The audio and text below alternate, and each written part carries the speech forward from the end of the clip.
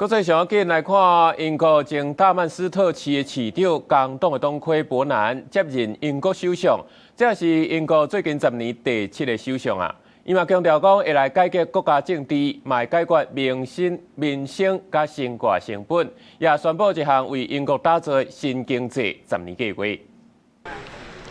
新就任的英國首相伯南7月20日先去白金漢宮見國王查爾斯3世，了後就去首相官舍當年假10號發表就職演說，宣布會推出一項新的10年計劃，來因應英國愈來愈懸的生活成本。We will make this moment a circuit breaker for Britain, bringing forward the biggest changes in the last 40 years.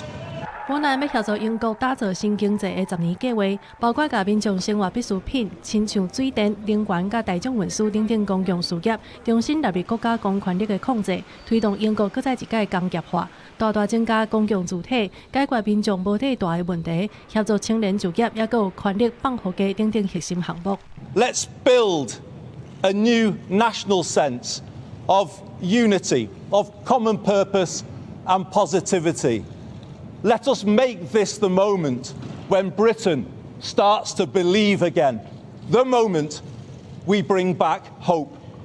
Thank you very much, everybody.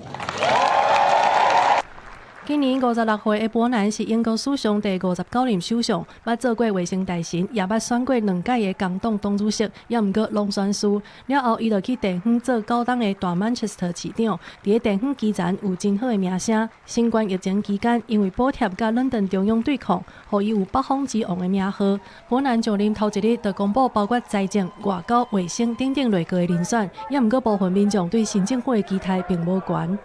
Depending on who you put in the cabinet, I just can't see that we're actually going to change the fundamentals.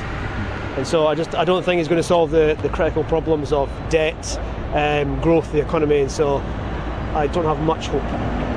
除了內政的議題，伯南就任了後，安怎處理英美關係、中東局勢、烏克蘭戰爭等等，攏考驗伊執政的能力。7月20日，伯南甲美國總統川普通電話，表明維護英國甲友邦的安全，會是伊上重要的任務。而且講到希望未來有機會會當甲川普小介曼徹斯特。另外，伯南對中國的態度也真實在。2018年以市長的身份訪問中國，伊捌公開表示，英格蘭北部會當參考中國的高鐵網，伊也承認中國的基礎設施，互伊印象真深。公視新聞，景元慶編譯。